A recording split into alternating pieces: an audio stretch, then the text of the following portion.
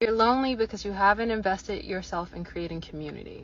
Go back and watch this video and see exactly what she's talking about. But yes, you are lonely because you don't have people in your life who care about you on a non-romantic level. People who can pick up the phone and they'll call you and they'll ask you, in this day and age, how are you doing? You can tell that I'm from a millennial generation because I hold the phone like this and not like this.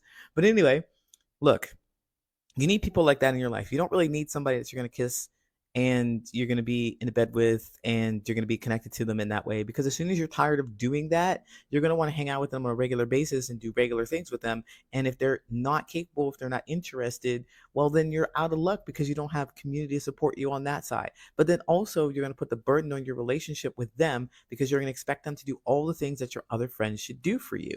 So what you need to do is find some friends and close connections. My name is Coach Lee, Social Connections Coach. I can help you with that. Follow me.